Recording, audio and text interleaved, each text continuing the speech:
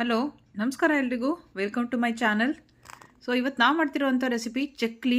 ಅಮ್ಮ ಮಾಡಿದ್ದು ತುಂಬಾ ಮನೇಲಿ ಈಸಿಯಾಗಿ ಮಾಡುವಂಥದ್ದು, ಎಲ್ಲರೂ ಮಾಡ್ಕೋಬೋದು. ಶುರು ಮಾಡೋಣ ಇವಾಗ. ಇದಕ್ಕೆ ಬೇಕಾಗಿರೋದು ಟೀ ಕುಡಿಯೋ ಕಪ್ಪಲ್ಲಿ 3/4 ಲೋಟ ಹೆಸರುಬೇಳೆ ತೊಗೊಂಡಿದ್ದೀವಿ ಮತ್ತು 3/4 ಲೋಟ ಉದ್ದಿನಬೇಳೆ ತೊಗೊಂಡಿದ್ದೀವಿ. ಟೀ ಕುಡಿಯೋ ಕಪ್ಪಲ್ಲಿ ಜ್ಞಾಪಕ ಇರಲಿ.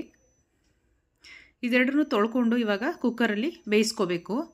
ಒಂದೆರಡು ಸಲ ನೀಟಾಗಿ ವಾಶ್ ಮಾಡ್ಕೊಳ್ಳೋಣ. ಇವಾಗ ನೀಟಾಗಿ 2 ಸಲ ತೊಳ್ಕೊಂಡಾಗಿದೆ. ಇವಾಗ ಕುಕ್ಕರ್ಗೆ ಹಾಕ್ಕೊಂಡು 1-2 ವಿಷಲ್ ಕೂಗಿಸ್ಕೊಂಡ್ರೆ ಸಾಕಾಗುತ್ತೆ. ತುಂಬ ಏನು ಅವಶ್ಯಕತೆ ಇಲ್ಲ. 1 ವಿಷಲ್ಗೆ ಆಲ್ಮೋಸ್ಟ್ ಬೆಂದೋಗುತ್ತೆ. 6 ಲೋಟ ನೀರು ಹಾಕಿ ಅದನ್ನು ಕೂಗಿಸ್ಕೊಳ್ಳೋಕ್ಕೆ ಇಟ್ಟಿದ್ದೀವಿ.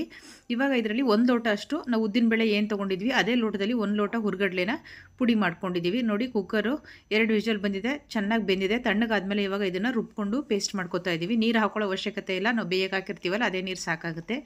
ಇವಾಗ ಅಕ್ಕಿ ಹಿಟ್ಟು ತೊಗೊಳ್ತಾ ಇದ್ದೀವಿ. ದೊಡ್ಡದು ನೀರು ಕುಡಿಯೋ ಲೋಟ ಇರುತ್ತಲ್ಲ, ಆ ಗ್ಲಾಸಲ್ಲಿ 3 ಲೋಟದಷ್ಟು ಅಕ್ಕಿ ಹಿಟ್ಟನ್ನ ಅಳತೆ ಮಾಡ್ಕೊಂಡು ತೊಗೊಳ್ತಾ ಇದ್ದೀವಿ. ಇವಾಗ ಗ್ಲಾಸು ಕೂಡ ನೋಡ್ಬೋದು ನೀವು, ನಾವು ಯಾವ ಗ್ಲಾಸಲ್ಲಿ ತೊಗೊಂಡಿದ್ದೀವಿ ಅಂತ. ನಾವು ತೊಗೊಂಡಿರುವಂಥ ಉದ್ದಿನಬೇಳೆ ಮತ್ತು ಹೆಸರುಬೇಳೆ ಹಿಟ್ಟಿಗೆ 3 ಲೋಟ ಅಕ್ಕಿ ಹಿಟ್ಟು ಸಾಕಾಗುತ್ತೆ. ಇವಾಗ ಇದಕ್ಕೆ ಪುಡಿ ಮಾಡಿ ಇಟ್ಕೊಂಡಿರುವಂಥ ಕಡಲೆ ಹಿಟ್ಟು ಮತ್ತು 1 ಟೇಬಲ್ ಸ್ಪೂನಷ್ಟು ಜೀರಿಗೆ, ಎಳ್ಳು ಮತ್ತು ಸ್ವಲ್ಪ ಅಚ್ಕಾರದ ಪುಡಿ 1 ಟೇಬಲ್ ಸ್ಪೂನಷ್ಟು, 4-5 ಟೇಬಲ್ ಸ್ಪೂನಷ್ಟು ತುಪ್ಪ ಬಿಸಿ ಮಾಡ್ಕೊಂಡು ಇಟ್ಕೊಂಡಿದ್ವಿ. ಅದನ್ನು ಕರಗಿಸಿ ಫಸ್ಟ್ ಹಾಕ್ಕೊಂಡಿದ್ವಿ. ಲಾಸ್ಟಲ್ಲಿ ಹಾಕ್ಕೊಂಡಿದ್ದು 4 ಟೇಬಲ್ ಸ್ಪೂನಷ್ಟು ಎಣ್ಣೆ, ರಿಫೈಂಡ್ ಆಯಿಲ್ ಹಾಕ್ಕೊಂಡಿದ್ವಿ. ಇದನ್ನೆಲ್ಲ ಹಾಕ್ಕೊಂಡು ಮಿಕ್ಸ್ ಮಾಡ್ಕೋಬೇಕು. ಇವಾಗ 1 ಟೇಬಲ್ ಸ್ಪೂನಷ್ಟು ಅಜ್ವಾಯಿನ ಹಾಕ್ಕೊಳ್ತಾ ಇದ್ದೀವಿ. ಓಂ ಕಾಳು ಅಂತ ಹೇಳ್ತಾರಲ್ಲ ಅದನ್ನು, ಮತ್ತು ರುಚಿಗೆ ತಕ್ಕಷ್ಟು ಉಪ್ಪು, ಇದಿಷ್ಟನ್ನು ಹಾಕ್ಕೊಂಡು ಫಸ್ಟು ಡ್ರೈ ಮಿಕ್ಸ್ ಮಾಡ್ಕೋಬೇಕು.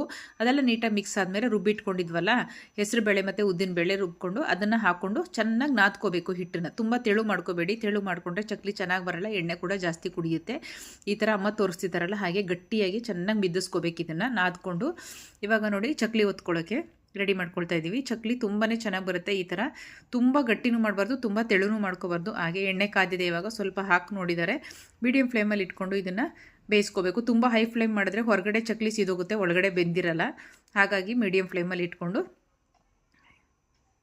ಬೇಯಿಸ್ಕೋಬೇಕು. ನೋಡಿ ಆಗಿದೆ. ಇವಾಗ ಉಲ್ಟಾ ಮಾಡ್ತಿದ್ದಾರೆ. ಕೆಳಗಡೆ ಎಲ್ಲ ಚಕ್ಲಿ ಕೆಳಗಡೆ ಕೂರ್ತು ಅಂತಂದರೆ ಏನು ಗುಳ್ಳೆಗಳು ಬರ್ತಿಲ್ಲ ಅಂತಂದರೆ ಚಕ್ಲಿ ಬೆಂದಿದೆ ಅಂತಲೇ ಅರ್ಥ. ಇವಾಗ ತೆಗಿತಾ ಇದ್ದೀವಿ.